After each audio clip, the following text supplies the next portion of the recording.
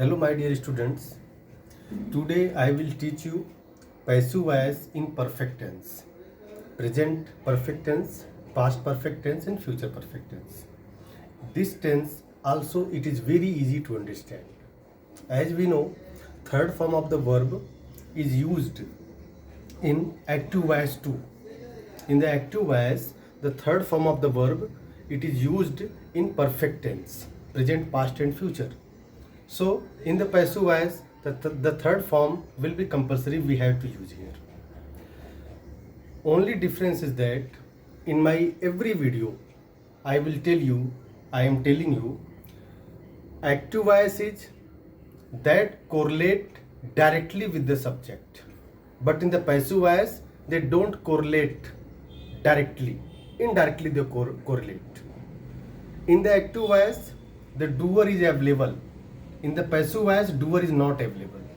If doer is not available in the passive voice, then we have to take an object from the sentence that we have to make that object the subject of the passive voice in every tense. So it is very easy to understand like other tenses what I have taught you by now. Let us see. This is the passive voice. Passive voice in the perfect tense. Present perfect tense, past perfect tense and future perfect tense. Then we have to give our attention on our formula. First of all, this is the subject. In the bracket, this is the object. Object we have to take because doer is not available in the passive voice. If doer is not available, then we have to take an object. That object has no preposition.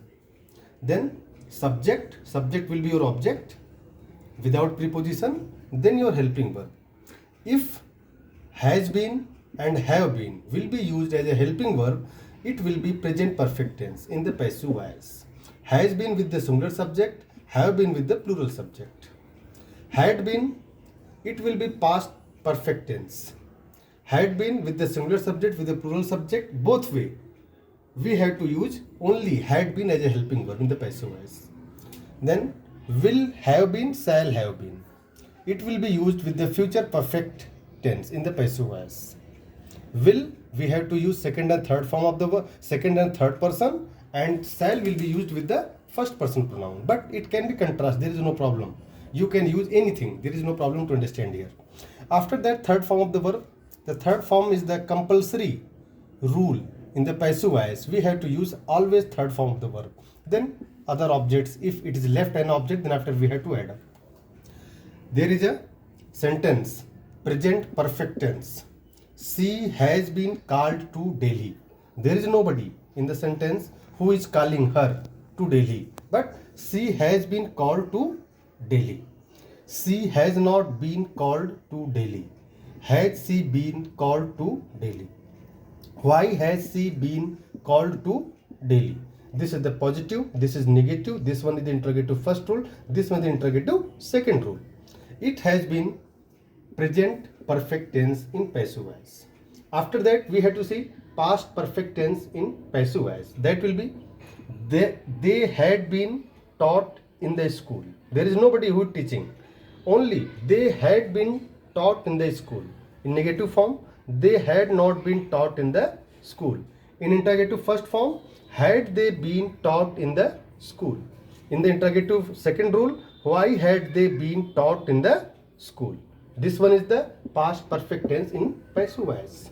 After that, we have to see future perfect tense in passive voice. Although future perfect tense, it is not important tense, it is used rarely. But we have to, in the sequence of the active voice and the passive voice, we need to understand, we need to know about it. So that's why I am telling you about it. This example related to the future perfect tense in the passive voice. Ramu will have been sent to Kanpur.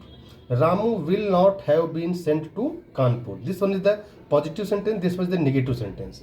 After that, we have to use first form of the verb, first rule of the interrogative sentence. Will Ramu have been sent to Kanpur? Then interrogative second, why will Ramu have been sent to Kanpur? It is very easy to understand what is the use of the passive voice in English grammar. Passive voice is the very important for us for our purpose for writing, speaking and reading also. So the main purpose of the passive voice, it is not the interchanging from active to passive, from passive to active. This is not the purpose of the passive voice. The purpose of the passive voice is that in which sentences there is no doer is not available in the sentence. Doer is not available. So those sentences will go into the passive voice. Then how can we correlate, we can get to understood to the students or anybody about it? So we need to understand passive voice will be used with the without doer, and we have to make the subject in the passive voice, we have to take from the object. That object has no any kind of the preposition. In this way, today I have finished your passive voice in the tense. So these topics are very important for us, especially active voice I have taught you earlier. This is the passive voice, today I have finished. Then our next video I am going to make it modal verb. Then so active voice and passive voice. Active voice means your all tenses. Passive voice, it is also tenses, but active voice has a doer and passive voice has no doer. Please subscribe my YouTube channel and please visit my personal website www.diplomaticguru.com. Thank you.